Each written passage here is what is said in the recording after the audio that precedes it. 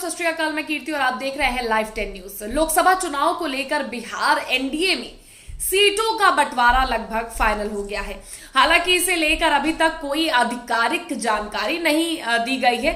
वहीं सूत्रों की माने तो बिहार में बीजेपी 17, नीतीश कुमार की जेडीयू 16, चिराग पासवान की लोजपा, रामविलास को 5, उपेंद्र कुशवाहा की और जीतन राम मांझी की हम्स पार्टी को एक एक सीट देने पर सहमति बनी है। सबसे चौंकाने वाली बात है जो सूत्रों के हवाले से आ रही है वो ये है कि चिराग पासवान के चाचा और केंद्रीय मंत्री पशुपति पारस को एक भी सीट नहीं मिली है। सूत्रों की माने तो बीजेपी की ओर से पारस को राज्यपाल बनाए जाने का प्रस्ताव दिया गया है। इस बीच दिल्ली में पत्रकारों के साथ बातचीत के दौरान चिराग पासवान ने कहा कि उनकी पार्टी ने लोकसभा चुनाव के लिए भाजपा के साथ सीट बंटवारे के फॉर्मूले को अंतिम रूप दे दिया है। चिराग पासवान ने भाजपा के राष्ट्रीय अध्यक्ष जेपी नड्डा से मुलाकात के बाद बड़ा ऐलान किया। उन्होंने कहा कि भाजपा ने मेरी सभी चिंताओं का समाधान किया है, मैं संतुष्ट हूं।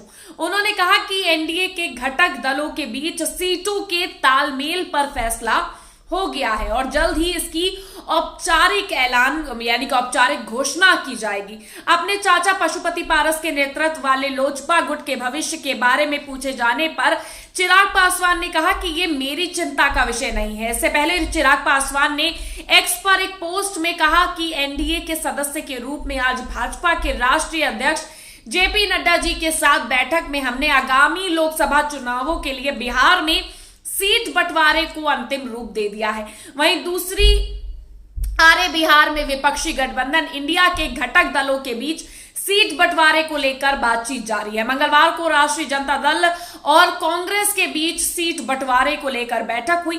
बैठक में दोनों पार्टियों की तरफ से सीट बंटवारे सहित कई अहम मुद्दों यानी चुनावों मुद्दों पर विस्तार से चर्चा हुई। आरजेडी सूत्रों ने बताया कि बैठक में आरजेडी ने कांग्रेस को इनके दावे वाली सीटों पर प्रत्याशी और दावे के आधार की जानकारी मांगी। साथ ही प्रत्याशी की सामाजिक व राजनीतिक पृष्ठभूमि, उस क्षेत्र की सामाजिक स्थिति और चुनाव जीतने की क्षमता को लेकर बैठक में चर्चा की गई। वहीं कांग्रेस सूत्रों का कहना है कि बैठक में सीट बंटवारे पर कोई सहमति नहीं बन पाई, इसलिए जल्द दोबारा बैठक होगी। बैठक में कांग्रेस ने करीब 15 सीट पर अपनी दावेदारी जताई है। अब देखना अहम होगा कि 15 सीट जिस पर दावेदारी कांग्रेस जता रही है उन्हें वो सीटें मिलती हैं या नहीं, या क्या फेरबदल आता है। फिलहाल आप निश्चिंत रहिए, आपके लिए राजनीतिक उठापटक राजनीति से जुड़ी सारी खबर लेकर हम पहुंचेंगे। देखते रहिए लाइव 10 न्यूज।